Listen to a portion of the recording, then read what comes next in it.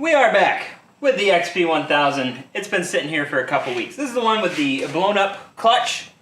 Seems to be missing a big part. Oh, here it is, right there. We don't need those where we're going. I had to cut this darn thing off the crankshaft. We've got the crankshaft and we're good there. And we've got a new clutch sitting over here. Oh, we bent the bolt. Nah, bent the bolt. That's not good either. Don't need that crash. But we have a new bolt. And a new other piece of the bolt. And a new clutch. And we're gonna put it in today. Do a review on this thing. And see how it goes. So let's get started.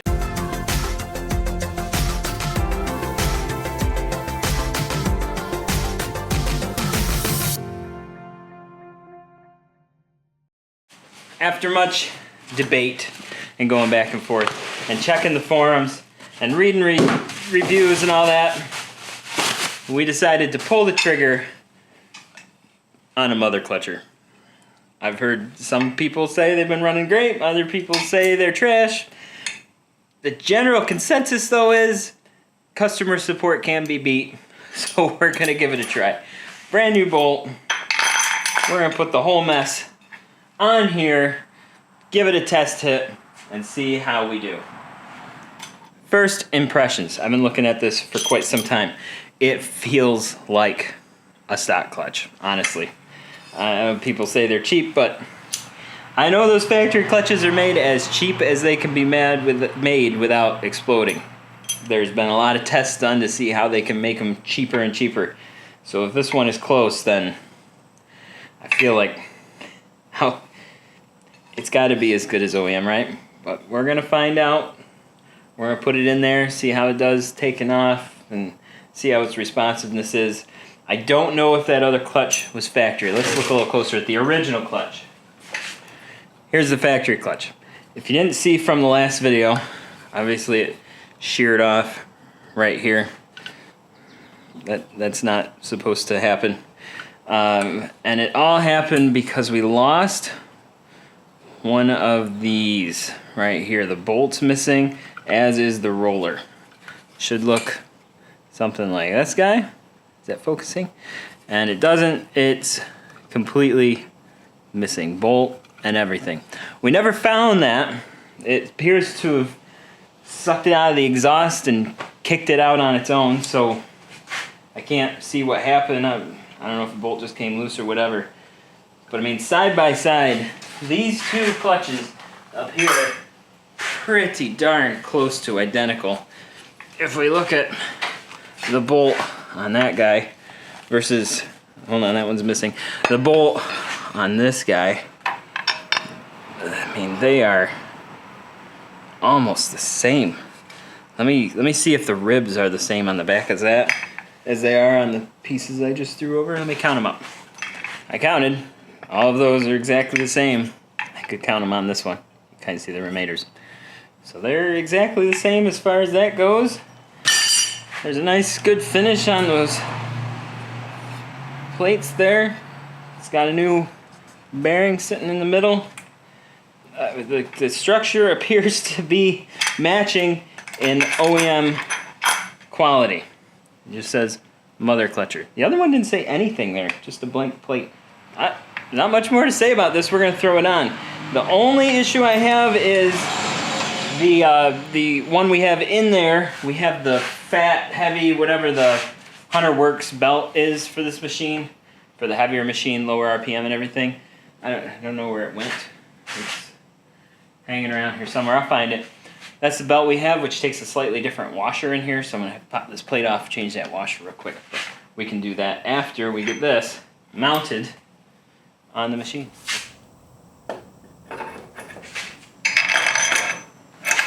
I will mention this new bolt did not come with the clutch. I had to special order this bolt, which I got from Rocky Mountain ATV parts, or Amazon. I think it was Rocky Mountain, because the old one was bent. Quick side note, almost forgot, it did come with a new puller tool.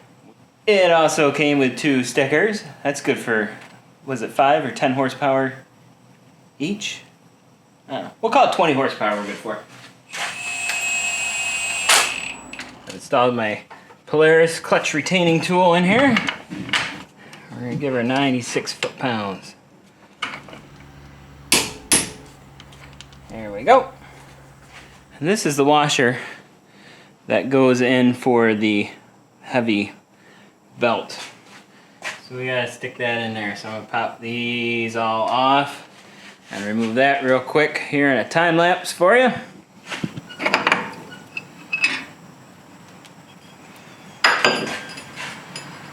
Okay. Take out this one. Put in this one. Then we just put her back together again.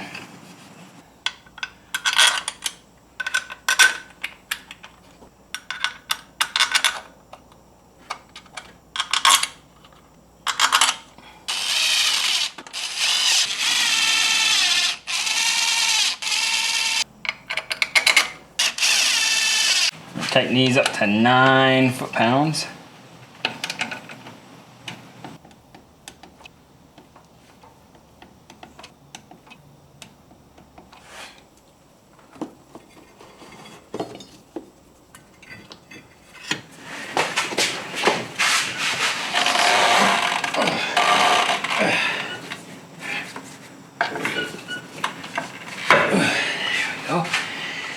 I haven't started this in forever. Oh, hopefully it does. It should. It's not a ton, but it's enough. Maybe not. Let me rev it a couple times.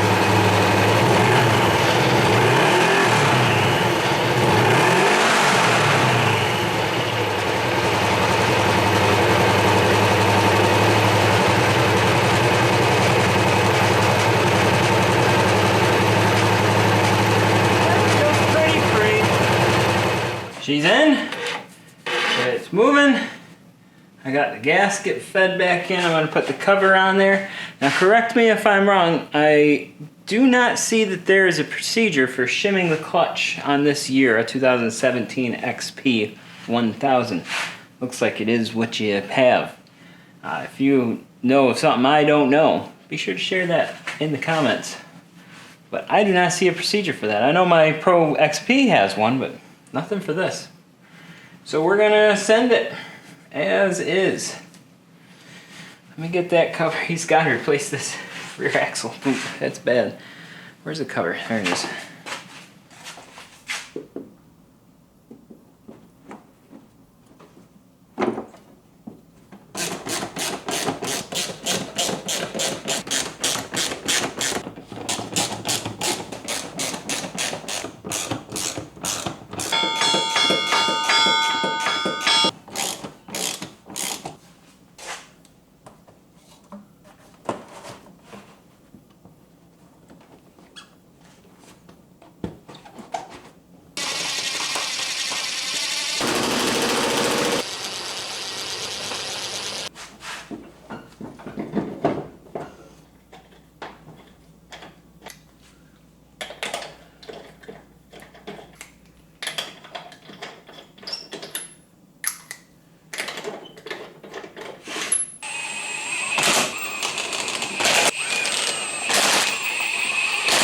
Well, it's back together.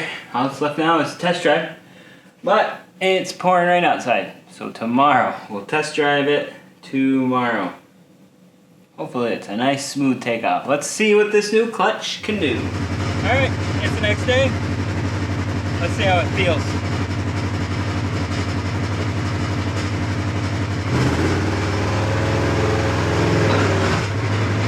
Pretty smooth.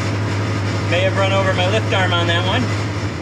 Yeah, it's always helpful to get the lift arms out from under the machine.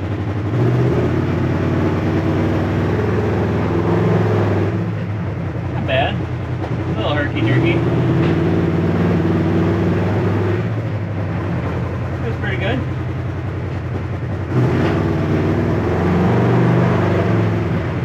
Alright. I'm gonna take this up to the trail.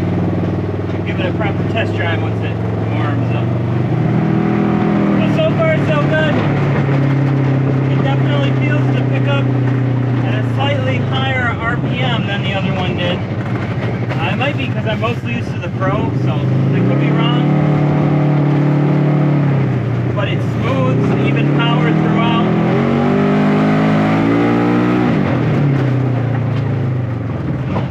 Responsive enough. I don't know, it doesn't really feel much different to me, so I guess the real test will be how does it hold up over time.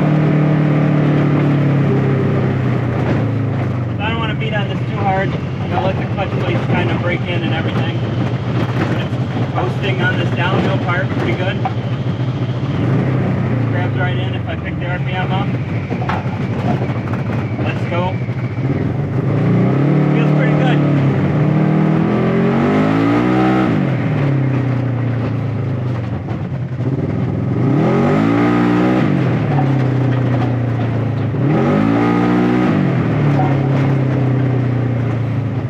There's just a little herky-jerky at the start. And that might just be because I'm not happy with that alignment on the clutch. But again, I don't see a way to adjust that on this year machine. So if you know of something, be sure to let me know on that. Let me get turned around. I want to point uphill and try again. Reverse was smooth.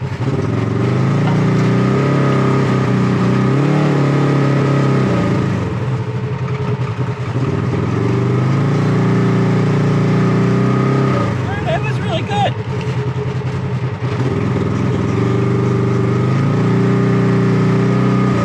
Much the worst starts you can do. If I goose it, it just goes.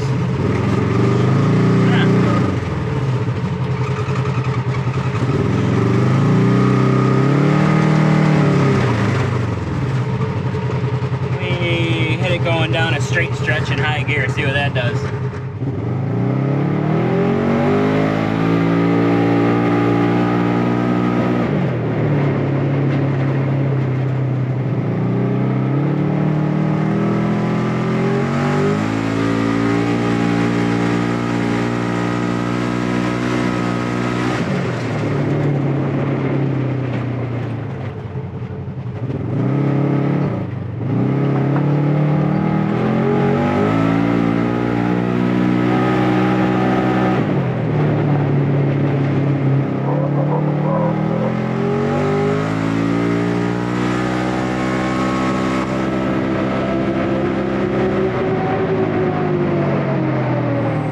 So far so good. It really does feel pretty darn close to stock. Maybe a little herky-jerky in the beginning. Oh, that sun is bright.